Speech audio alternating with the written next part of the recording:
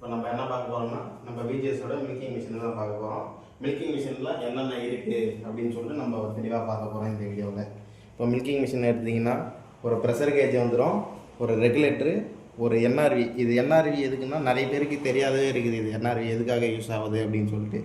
இதை பார்த்தீங்கன்னா bucket settle vacuum hose எங்கே சொருகுறீங்களோ அதுக்கு கீழே இதை சொருவிட்டுருணும். இப்போ வேக்கம் ஹோஸ் இங்கே பிளாக் கலர் ஹோஸ் இங்கே சொருவோம், அதுக்கு கீழே இதை சொருவிடணும். பால் நிரம்ப என்ன ஆகுன்னா பால் மேலே வரும், பால் மேலே வந்தோடனே இது ஃபுல்லாகவே லாக் ஆகிடும்.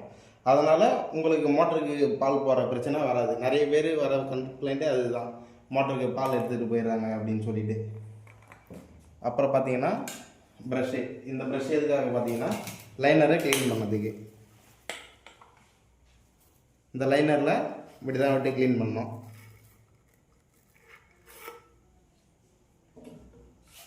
அதுக்கப்புறம் இந்த பெரிய ப்ரஷ் எதுக்குன்னு பார்த்தீங்கன்னா உங்களுக்கு மில்க் ஹோஸை க்ளீன் பண்ணுறதுக்காக.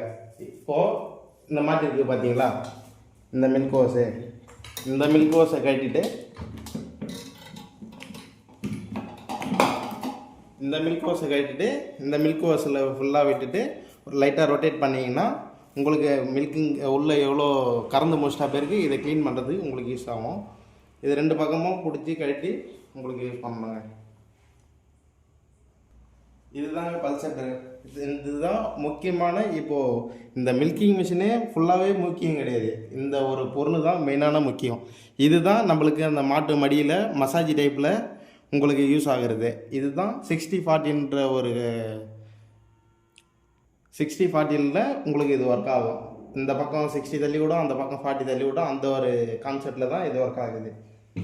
இப்போ இதை மெயின்டெனன்ஸ் பண்ணணும்னா என்னென்னா நீங்கள் மந்த்லி மெயின்டெனன்ஸ் பண்ணணும் அப்படின்னு சொல்லிட்டு பார்த்தீங்கன்னா இந்த வேக்கம் டேங்க்கில் அடியில் ஒரு ட்ரைன் போல்டு கொடுத்துருப்போம். மாதத்துக்கு ஒரு டைமு நீங்கள் இதை கழட்டினீங்கன்னா அதில் தண்ணி இருக்கும். தண்ணி வேக்கம் இழுக்கிறதுனால அதில் ஒரு தண்ணி மாதிரி ஃபார்ம் ஆகி உங்களுக்கு தண்ணி அதில் நிரம்பி இருக்கும், கொஞ்சமாக இருக்கும், அதை நீங்கள் ட்ரைன் பண்ணி விட்டுடணும்.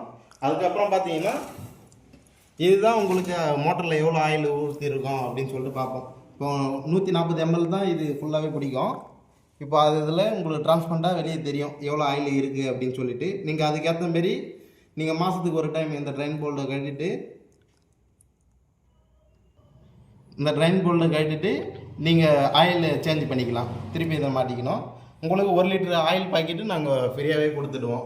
அந்த ஆயில் பாக்கெட்டே ஒரு 6-7 மாதம் வரைக்கும் உங்களுக்கு யூஸ் ஆகிடும்.